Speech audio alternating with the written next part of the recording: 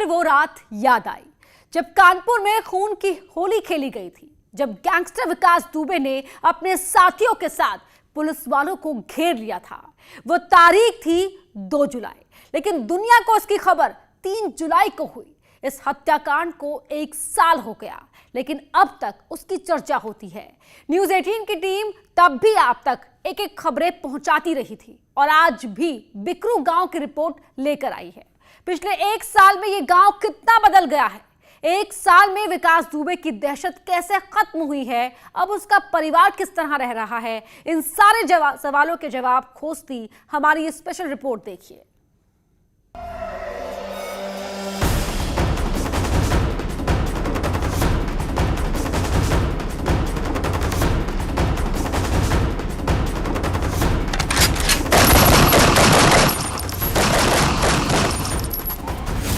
आज भी ये तस्वीरें डराती हैं।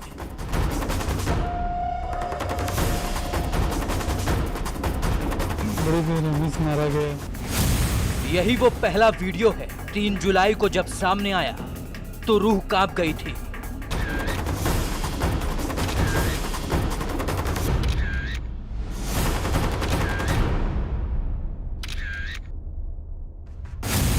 कानपुर के बिकरू में गैंगस्टर विकास दुबे ने 2 और 3 जुलाई को खूनी खेल खेला था।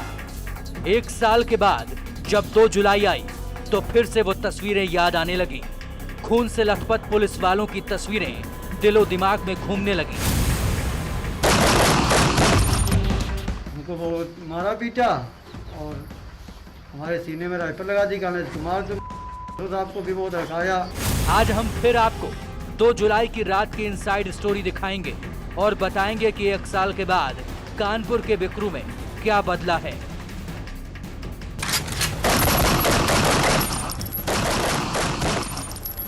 किसने आपको ऑर्डर दिया कि पुलिस पे फायर करो? पंडित विकास दुबे ने। इसी जगह भूसे के उसमें डेर में कई पुलिस वालों के असलहा मिले थे। इसी जगह क्षेत्राधिकारी देवेंद्र मिश्रा मृत पड़े थे। कानपुर के बिकरू गांव में 2 जुलाई की शाम से हलचल बढ़ गई थी। पुलिस महकमे के अंदर मौजूद भेदिये ने गैंगस्टर विकास दुबे को बता दिया था कि पुलिस कार्रवाई करने वाली है, लेकिन विकास दुबे डरा नहीं। उसने फोन पर गाली देते हुए कहा कि आने दो, आज वो रहेंगे या मैं, और फिर अपने साथियों को जुटा लिया। पुलिस पर हमला करने के लिए छतों पर हथियार बंद बदमाशों को बैठा लिया और जैसे ही पुलिस बिकरू गांव में दाखिल हुई, एक एक कर 8 पुलिस वालों को गोली मार दी।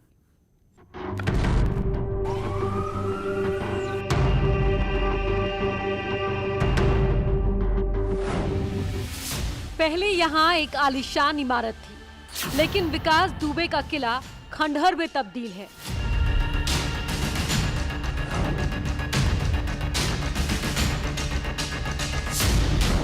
दो जुलाई की रात को इसी घर पर से गोलियां चलाई गई थी।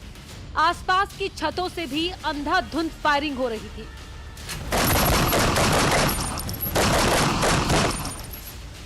और देखते ही देखते रात के अंधेरे में 8 पुलिसकर्मियों की जान ले ली।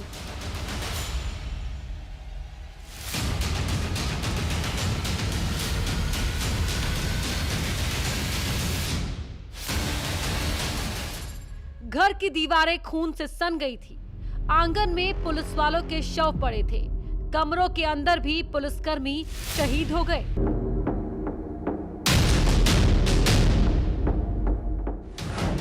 जुलाई 2020 को न्यूज़ 18 ने आपको हर एक तस्वीर दिखाई थी।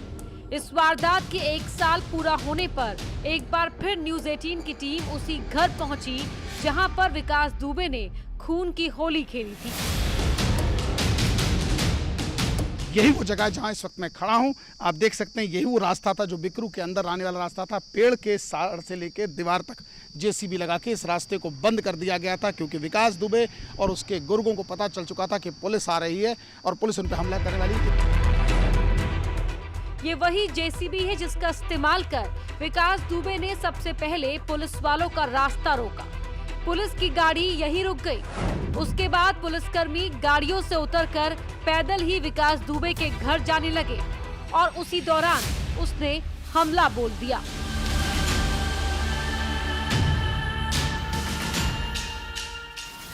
छत जो हमारे ठीक सामने छतों से फायरिंग हो रही थी। इसके ठीक बगल में जो छत है उससे भी प्रभात मिश्रा के घर से भी फायरिंग हुई। ठीक सामने विकास की ये बाएं हाथ पर छत थी जो अभी इस वक्त छत नहीं है, खंडर के रूप में दिख रही है। उन छतों से भी फायरिंग हुई। ठीक सामने वाले इस मकान में जो प्रेम शंकर पांडे का मकान था, इस मकान से लोगों ने मोर्चा लिया। जब क्षेत्राधिकारी यहाँ देवेंद्र मिश्रा अपनी फोर्स के साथ पीछे के रास्ते से आए तो यहाँ घुसे। उसके बाद से यहाँ ताबड़तोड़ गोलियाँ चली और उसके बाद यहाँ से पूरा रास्ता अगर आप दिखा न सकता हूँ मैं आज भी, भले ही ये दीवार यहाँ चढ़ा दी गई, इसी भूसे के अंदर से उनका मोबाइल मिला था। इस घर के दरवाजे पर 2 लाश पड़ी थी। कमरों के अंदर भी पुलिस वालों के शव थे और इस आंगन में सीओ देवेंद्र मिश्रा का गोलियों से छलनी शव मिला। मैं आपको दिखाना चाहूँगा, ये देखिए वो जगह है जहाँ से खून से लथपथ तमाम चीज़ें देखने को मिली थी। इसी जगह भूसे के उसमें ढेर में कई पुलिस वालों के असलहा मिले थे, खून से लथपथ था। 2 जवान यहाँ पड़े हुए थे और इसके अलावा तमाम खून के धब्बे थे। हालांकि अब 1 साल वक्त हो जाने के बाद खून के धब्बे तो अब यहाँ नहीं हैं। ठीक सामने की अगर बात की जाए तो आपको मैं दिखाना चाहूँगा कि ये देखिए ठीक सामने वो जगह है जहाँ सीढ़ी लगा के सीओ उतरे थे। उसके बाद इसी स्थान पर जहाँ इस वक्त ये सीमेंट का पूरा चबूतरा बना दिया गया और दीवार कोई प्लास्टर, इसी जगह क्षेत्राधिकारी देवेंद्र मिश्रा मृत पड़े थे रात के अंधेरे में। पुलिस के कर्मी उन्हें नहीं पहचान पाए थे। यानी इस घर में खूनी खेल खेला गया था और इसी प्रांगण में क्षेत्राधिकारी की हत्या कर दी गई। लेकिन आज भी विकास दुबे के रिश्तेदार प्रेम पांडे के परिजन उस रात की बात नहीं बताते हैं। घर में रहने वाली बुजुर्ग कहती हैं कि उन्हें उस रात के बारे में कुछ नहीं पता है। बेटा हम कुछ नहीं बता पाएंगे। आप ही क्या हमारी तो सब सीओ मरा क्या था, सीओ कूद के आए थे, हमारे यहाँ मरे थे तो कूद के आए थे वहाँ से, कोई यहाँ मारा नहीं गया था उनको, खुद ही कूद के आए थे वो वहाँ से। तो पीछे वाली लाश नहीं मिली थी ना? तो लाश मिली थी तो वो ऊपर से मारा होगा जिसने मारा हो। हम तो इस कमरे में पड़े थे, हमने तो अंदर कुछ देखा नहीं कौन मारे कौन नहीं मारी थी। खून पड़ा था, भूसे में खून पड़ा था, हम कुछ नहीं जानते बेटा, ना हमने कुछ देखा ना हम कुछ जानते। आपकी बहू ने सब बताया? तो बहू ने बताया तो बहू जानती होगी, हमें तो कुछ नहीं मालूम बेटा। लेकिन सच यही है कि इसी घर में 8 पुलिसकर्मियों की हत्या की गई थी। विकास दुबे और प्रेम पांडे के सहयोगियों ने रात के अंधेरे का फायदा उठाकर गोलियों से भून दिया।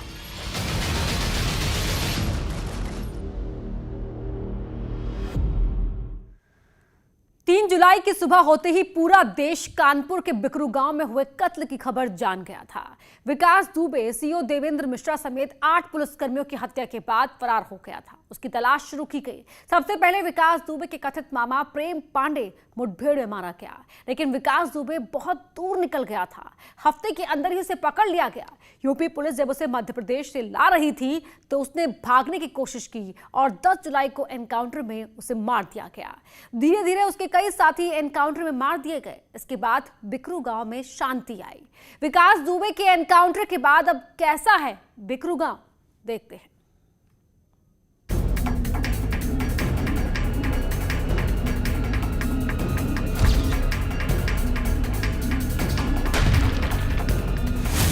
जुलाई को बिकरू गांव में 8 पुलिसकर्मियों की हत्या। 10 जुलाई को मारा गया गैंगस्टर विकास दुबे। यही नहीं, पुलिस ने विकास दुबे गैंग का सफाया भी किया। धरपकड़ के दौरान विकास समेत 7 अपराधी एनकाउंटर में मारे गए और 44 आरोपियों को जेल में डाल दिया गया। जहां तक पहुंचे नजर तुम्हारी वो सारी जमीन हमारी, यही बात विकास दुबे ने अपनाई थी और जहां तक हो सका जमीनों पर उसका कब्जा। विकास दुबे के एनकाउंटर के बाद पुलिस और प्रशासन ने जांच कर उसकी एक अवैध संपत्ति को जब्त कर लिया। यही नहीं, कानून के हिसाब से कई इमारतों को धराशाही कर दिया गया। जहां कभी 2 जुलाई से पहले विकास का दरबार लगा करता था, ये आलीशान मकान हुआ करता था जहां से फैसले होते थे गांव के आसपास के 2 दर्जन ज़्यादा गांव के। अगर थानों की बात की जाए तो 3 थाना क्षेत्रों के लोग यहां अपना फैसला कराने आते थे, इसमें चौबेपुर, शिवराजपुर और शिवली। अगर आज की बात देखी जाए तो आज ये 1 साल पूरा होने के बाद भी ये जगह खंडर की तरह पड़ी हुई है। जैसी टूटी गाड़ियां थी वैसी टूटी गाड़ियां पड़ी हैं। ट्रैक्टर जिस हालत में था उसी हालत में है। आमतौर पर अगर सड़कों पर कहीं सामान हो तो उड़ जाता था, मगर दहशत का ये प्राय है कि आज भी कोई इनके सामान को छूने को तैयार नहीं है। चाहे वो ट्रैक्टर हो, चाहे वो उनकी स्कॉर्पियो हो, चाहे उनकी फॉर्च्यूनर गाड़ी हो, हर गाड़ी एक जैसी पड़ी है। सारा सामान मलबे में तब्दील हो चुका है। विकास दुबे के मारे जाने के बाद पहली बार इस गांव में पंचायत चुनाव हुए। जब वो जिंदा था तो अपनी मर्जी का ग्राम प्रधान रखता था और उसके खिलाफ कोई आवाज नहीं उठाता था। लेकिन अब बिकरू गांव की तस्वीरें बदल गई हैं। नई ग्राम प्रधान का आरोप है कि अधिकारियों की लापरवाही अभी तक जारी है। विकास का भले ही अंत हो चुका हो और इस अंत को भी 1 वर्ष का समय होने को है, मगर आज भी विकास के नाम पर अधिकारियों की लापरवाही साफ तौर पर देखने को मिल रही है। इस वक्त मैं बिकरू के इस गांव में हूं। 1 साल से यहां विकास नहीं हुआ। इसलिए नहीं हुआ क्योंकि चुनाव नहीं थे, और अब चुनाव हो चुका है, निष्पक्ष चुनाव हुआ, प्रधान भी नियुक्त हुआ, मगर कार्यालय का हाल देखिए कि यहाँ ताला जड़ा हुआ है और कार्यालय पूरी तरीके से बंद है। यहाँ के जो महिला प्रधान है उसका साफ कहना है कि हमें अभी तक इसकी चाबी नहीं मिली। जब कार्यालय की चाबी नहीं मिली, कार्यालय खुला नहीं, तो विकास कैसे होगा। और विकास के कार्य इसलिए नहीं हो पा रहे हैं क्योंकि पंचायत भवन सीज है और उस पर मैंने एप्लीकेशन भी एसडीएम को दी हुई है, मगर एसडीएम को पता ही नहीं उसको किसने सीज किया हुआ है। उन्होंने मतलब पुलिस वालों के लिए लिख दिया और वीडियो के लिए लिख दिया, लेखपाल नायब तहसीलदार के लिए लिख दिया, लेकिन उनको खुद ही नहीं मालूम है कि इसको किसने सीज किया हुआ है। और इसको मतलब अब उसको खुलवाया जाए तो। भले ही लापरवाही की वजह से बिकरू गांव का विकास रुका है, लेकिन ग्रामीणों का कहना है कि अब किसी बात की चिंता नहीं होती है। जिंदगी पहले से आसान हो गई है। पहले कोई नहीं आता था। आवत रहा है पर कम आवत रहा है। अब इतना नहीं, जितना अब की बार आया इतना नहीं पहले आवत रहा है। हाँ, कोई परेशानी, कोई माफिया, कोई गुंडा, कोई भूमाफिया ऐसा दिखता है? कोई नहीं दिक्कत। वोट नहीं आता था इससे पहली बार आया था। पहली बार वोट आया था। 10 जुलाई 2020 को ही विकास दुबे एनकाउंटर में मार दिया गया था। उसके चंगुल से इस गांव को मुक्ति मिल गई, लेकिन आज भी दस्तावेजों में विकास दुबे जिंदा है। विकास दुबे के डेथ सर्टिफिकेट में पेच फंस गया है। दरअसल एनकाउंटर में विकास दुबे के मारे जाने के बाद उसका पोस्टमार्टम कराया गया था। पोस्टमार्टम में पिता का नाम राम कुमार की जगह राजकुमार दर्ज हो गया, जिसके कारण शमशान घाट से उसके अंतिम संस्कार की पर्ची में भी यही नाम चढ़ गया। उस पर्ची के आधार पर ही नगर निगम में डेथ सर्टिफिकेट बनता है। नगर निगम ने जब रिकॉर्ड देखा तो पर्ची और रिकॉर्ड में दर्ज नाम मैच नहीं हुआ। इससे सर्टिफिकेट बनाने से मना कर दिया गया। विकास की पत्नी ऋचा दुबे ने इस खामी को ठीक कराने के लिए पोस्टमार्टम, नगर निगम सब जगह संपर्क किया, मगर कुछ नहीं हो सका। तो 1 साल में बिल्कुल ऐसा लगता है कि ख़त्म हो चुके हैं पूरी तरीके से। कोई हम लोग की सुनवाई नहीं है। हम लोग की ज़मीनें कब्जा हो रही हैं। यहाँ तक कि विकास का आज तक डेथ सर्टिफिकेट ही नहीं बना। 1 साल से मैं स्ट्रगल कर रही हूँ इस चीज़ के लिए, भाग रही हूँ, दौड़ रही हूँ, कोई बनाता नहीं है। जहाँ जाओ यहाँ चले जाओ, दूसरे दिन वहाँ चले जाओ, परसों यहाँ चले जाओ। मतलब ये समझिए एक लेडीज़ को अकेले करना बहुत बड़ी मुश्किल बात है। बच्चे मेरे पढ़ने वाले हैं। कहते हैं कि वक्त बदलते देर नहीं लगती है। जब विकास दुबे जिंदा था तो उसकी पत्नी ऋचा दुबे को किसी बात की परेशानी नहीं होती थी। एक इशारे पर हर काम हो जाता था, लेकिन अब ऐसा नहीं हो रहा है। दूसरों को डराने वाला परिवार अब खुद संघर्ष कर रहा है। दूसरों को परेशान करने वाला आज परेशान है, लेकिन गांव के लोग शांति से जी रहे हैं। गांव में अमन चैन है। 2 तारीख को जहां एक और खूनी खेल खेला गया और उसके बाद से अब यहाँ के लोग दहशत में नहीं हैं। ये पहली बार ऐसा हुआ 3 दशकों में कि लोगों ने अपने मतों का प्रयोग किया और लोग अब खुले आकाश के नीचे यहाँ सांस ले पा रहे हैं बिना किसी दहशत के। जर्नलिस्ट आशीष पांडे के साथ अमित गंजू, न्यूज़ 18, बिकरू, कानपुर। और भारतीय परंपरा के अनुसार सुहागिन स्त्री के लिए सजना संवरना उनकी जिंदगी का अहम हिस्सा माना जाता है, लेकिन ताड़ीवान की पत्नियां साल के 4 महीने विधवा की तरह रहती हैं। आखिर वो ऐसा क्यों करती हैं, जानने के लिए स्पेशल रिपोर्ट देखिए।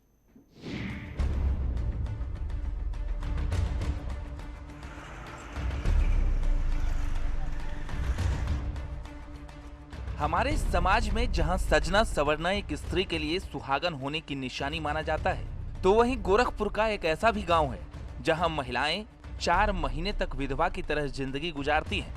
इस दौरान ये महिलाएं बिना साज श्रृंगार के पति की सलामती की कामना करती हैं।